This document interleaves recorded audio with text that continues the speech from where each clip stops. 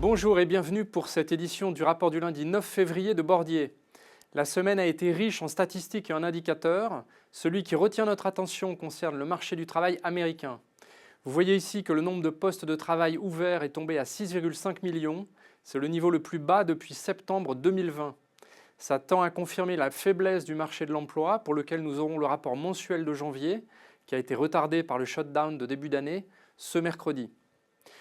Nous suivrons ça de près parce que si cette faiblesse persiste, Kevin Warsh, le futur patron de la Réserve fédérale, aura là un bon argument pour accéder aux demandes de Donald Trump de baisser les taux d'intérêt. Mais les marchés d'actions, en tout cas, ont été animés par autre chose la semaine dernière. Vous voyez ici que le marché action américain a légèrement reculé, moins 0,1%, et qu'il a nettement sous-performé les marchés européens et la Suisse notamment. Le marché américain a été tiré à la baisse par le secteur technologique. Le Nasdaq, non représenté ici, est d'ailleurs maintenant en léger territoire négatif depuis le début de l'année. Alors pour quelles raisons? Il y en a deux. D'abord, des annonces d'investissement en très forte hausse annoncées par Google, Alphabet et par Amazon.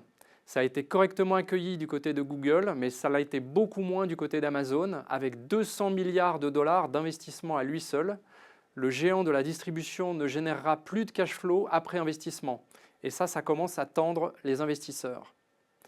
La deuxième raison, c'est l'annonce de nouvelles fonctionnalités sur les outils d'intelligence artificielle, notamment Claude chez Anthropic, qui auront des effets sur la chaîne de valeur des logiciels, voire remettront en cause le modèle économique de certains acteurs des logiciels.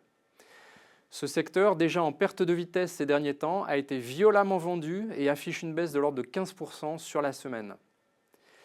Mais le marché a agi de manière indiscriminée.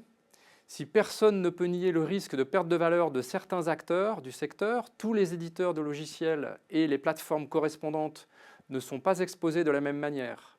Schématiquement, il y aura ceux actifs sur des couches de logiciels pouvant devenir obsolètes et ceux propriétaires des données et ou avec des barrières à l'entrée très fortes qui utiliseront l'intelligence artificielle pour accélérer leur processus et leur développement. C'est la raison pour laquelle nous avons pour notre part renforcé nos positions dans Microsoft, SAP et Cadence Design, moins connu du grand public mais qui est un acteur incontournable dans les logiciels de conception de puces, servant justement l'industrie de l'intelligence artificielle. C'est tout pour aujourd'hui, merci de votre attention et à la semaine prochaine.